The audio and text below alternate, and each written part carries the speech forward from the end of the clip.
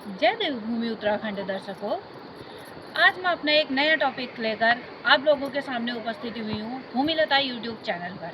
तो आज का मेरा टॉपिक है सबसे अच्छा, सबसे प्यारा अपना घर, अपना गांव। जी हाँ, मैं देवभूमि उत्तराखंड से हूँ और यहाँ के सभी लोगों को पता है कि हमारा गांव, अपना गांव, हम सबका गांव, मेरा गांव हो या आप दर्शकों का गांव हो, सबसे प्यारा, सबसे अच्छा वही होता है।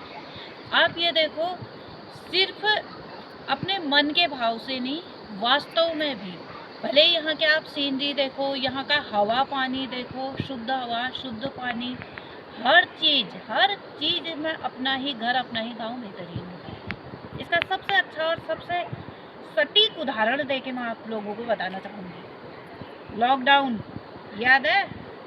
कोरोना काल, क्या हाल हुआ था कोरोना काल में? प्लेन्स के लोग, जितने ये गांव घरों के लोग प्लेन्स में गए थे ना, नौकरी के लिए, रोजगार के लिए। अब जाना जरूरी भी है, अपनी रोजगार की आवश्यकता सबको होती है। जब कोरोना काल आया, देश में विपदा की घड़ी आई, उस समय लोग बाग जो रोजगार के लिए भी बाहर गए थे, कितने लोग बेरोजगार हो गए थे। दौड़ दौड़ के सब लोग बड़ी मुश्किल से अपनी जान बचा के गाँव में आए थे, अपने घर में आए थे। याद आया?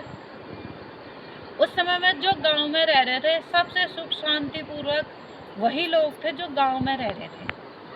क्यों? शुद्ध हवा पानी का ही तो असर था वो। यहाँ पहाड़ों में उतना अधिक उसका कोरोना काल का उतना अधिक असर नहीं हुआ, बल्कि कोरोना काल में जहाँ प्लेन्स के लोग बेरोजगार होकर गांव घरों में आ रहे थे, वही गांव घरों में रोजगार प्रचुर मात्रा में लोगों को मिल रहा था। कैसे? परदेसी लोग तो परदेश जाके बस गए थे, वहीं अपने बच्चों को भी पढ़ा रहे थे। आप दर्शकों में से कितने लोग, मेरे ऐसे दर्शक हो, मुझे मालूम है, परदेश में रह के देखते हो, सुनते हो, आज भी सुन रहे होंगे, अभी भी सुन रहे होंगे।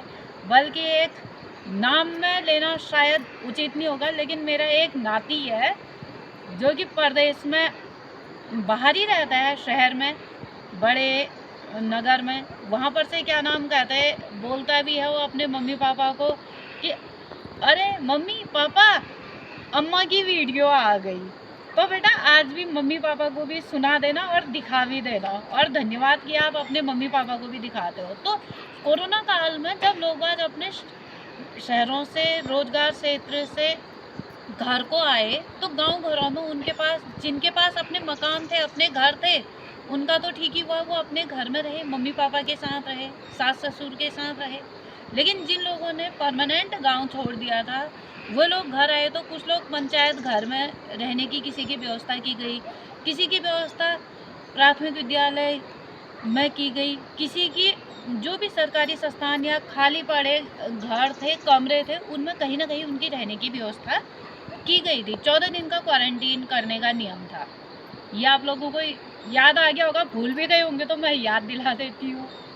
तो उस समय में जो बाहर से लोग आए थे, उन लोगों ने क्या किया, कई लोगों ने अपने मकान जो क्षतिग्रस्त हो गए थे, उनको उन्होंने सुधारीकरण किया, उनमें पुराने मकानों को तोड़ के नया मकान बनाया। सब लोगों को पता था कि कम से कम एक कमरा तो होना ही चाहिए जिसमें सर्च पा सकें, क्योंकि कई लोग पूरे परमानेंट बाहर ही जैसे बस गए थे, लेकिन बाहर बसने के बाद भी उनका अपना मकान नहीं था, अपना घर नहीं था। किराए के मकान में रहते हुए रोजगार, अपने पेट पालने के लिए नौकरी कर रहे थे, अपना रोजगार कर रहे थे, बाकी अपने बच्चों को परदेश में ही पढ़ा रहे थे। और जो लोग बाहर नौकरी भी कर रहे थे, बीवी बच्चे उनके घर थे, वे लोग भी परदेश से जब घर आए, उन्होंने काफ़ी, मतलब गांव में रहते हुए अपना जो भी सुधारीकरण का कार्य था मकान का, वो भी किया, बाकी खुद भी मजदूरी का काम भी किया।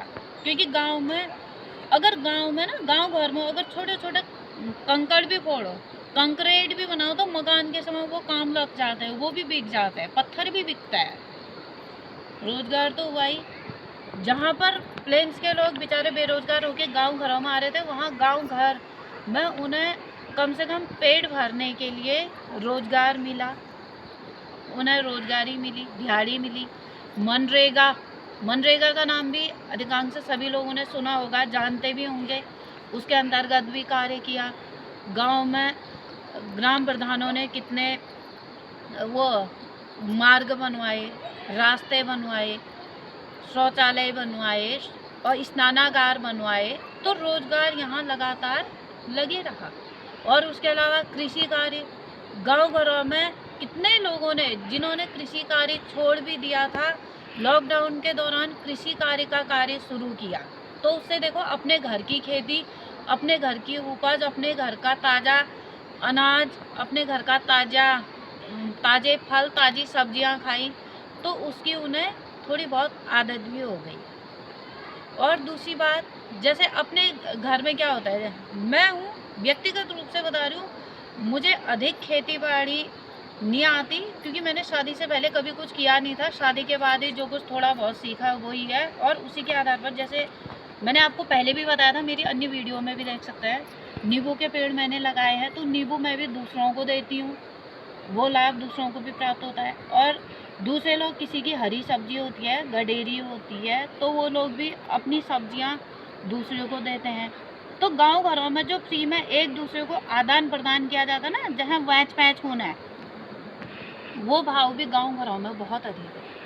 और एकता का भाव, भले वैसे मन में कभी हो जाता है, दो बर्तन होंगे तो खटकते ही हैं, टकराते हैं, आपस में आवाज़ भी करते हैं। गांव घरों में ऐसा भी नहीं है कि कभी किसी की लड़ाई नहीं होती, लड़ाई झगड़ा भी होता है।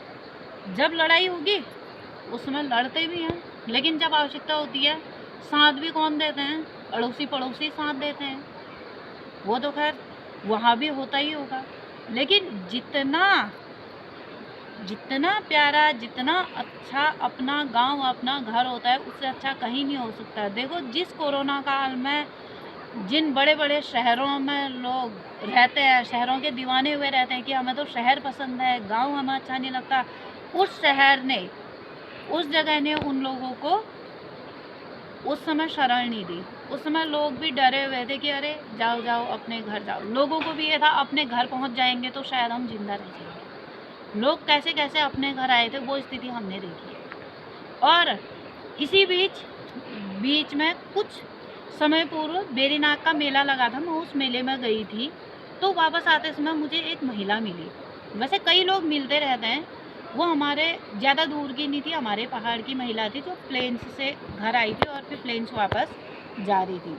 तो वो महिला का कहना था कि अरे कोरोना काल में जब घर आ रहे थे लोग बाग, हम तो सुन रहे थे उनके साथ ऐसा हो रहा है, वैसा हो रहा है।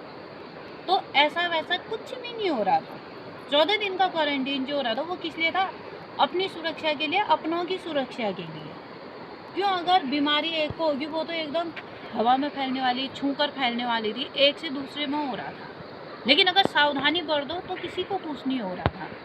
तो जो लोग अपने अपनी सुरक्षा, अपने बच्चों की सुरक्षा चाह रहे थे, उन्होंने तो खुद 14 दिन का क्वारंटीन बहुत अच्छे से पूर्ण किया। उसके बाद घर परिवार के साथ रहे। और मैंने आपको पहले भी बता रखा है, मैं एक आंगनबाड़ी कार्यकर्ता हूँ, और आंगनबाड़ी कार्यकर्ता होने के नाते मेरी भी ड्यूटी लगी थी, और मेरे साथ आशा कार्यकर्ता भी थे। खुद मैं और आशा कार्यकर्ती, ANM, ग्राम प्रधान, पंचायत सेक्रेटरी और पटवारी सर, कितने लोगों की ड्यूटी इसमें लगी हुई थी। अनेक विभाग के लोग इसमें सम्मिलित थे।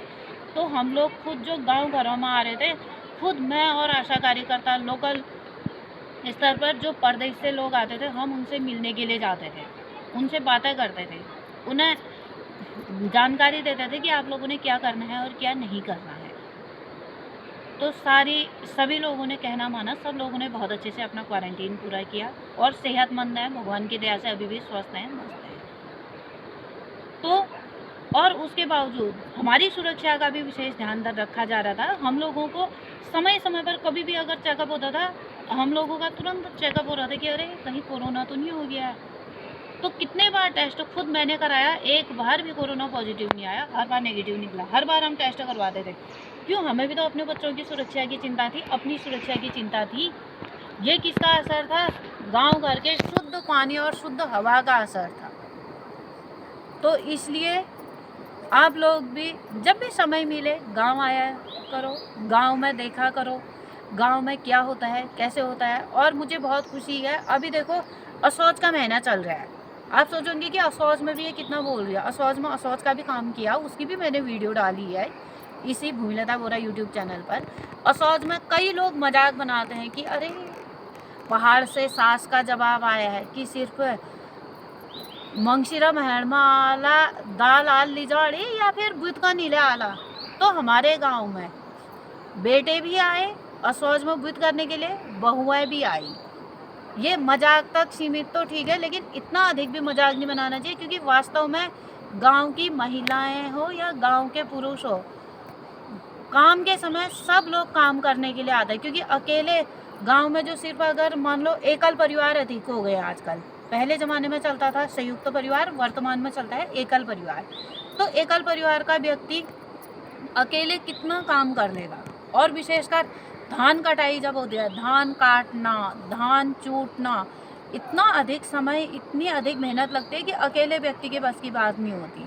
तो उस समय में गांव के बेटे भी घर आते हैं, गांव की बहुएं भी घर आती हैं और सब मिलकर काम करते हैं। और भले ही वो 2 दिन की छुट्टी लेके आए या 4 दिन की छुट्टी लेकर आए, लेकिन अपने असौज के महीने में काम के समय वो ज़रूर घर आते हैं।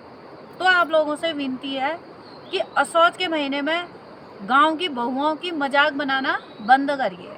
और जो परदेश में लोग रह रहे हैं कि अच्छी बात है, आप लोग असौज में आते हो, अन्य समय पर भी आओ, अपने घर में देखो, हवा पानी खाओ, और गांव में क्या क्या होता है क्या नहीं होता है ये धीरे धीरे करके मैं अपने भूमिलता बोरा यूट्यूब चैनल के माध्यम से आप लोगों को दिखाते रहूँगी, बताते रहूँगी। आपसे अनुरोध है कि मेरी वीडियो को अधिक से अधिक शेयर करें, लाइक करो ना करो, ये कोई ज़बरदस्ती नहीं है, कमेंट मन आए करो, नहीं आए मत करो, लेकिन चैनल को सब्सक्राइब अवश्य करना और मेरी वीडियो को अधिक से अधिक शेयर करना। और ये है पहाड़ का मौसम, इधर ये सामने से है तो हरियाली दिख रही है, वहाँ ये एकदम धुंध छाई है। यहाँ सूर्य देवता के दर्शन हो रहे हैं हल्के हल्के, क्योंकि चारों ओर हॉल लगा है। ये देखो, ये कितना सुंदर मौसम रहता है यहाँ का। और बाकी मेरे YouTube चैनल भूमिलता बोरा को सब्सक्राइब करने वाले सभी सहयोगियों को बहुत बहुत धन्यवाद।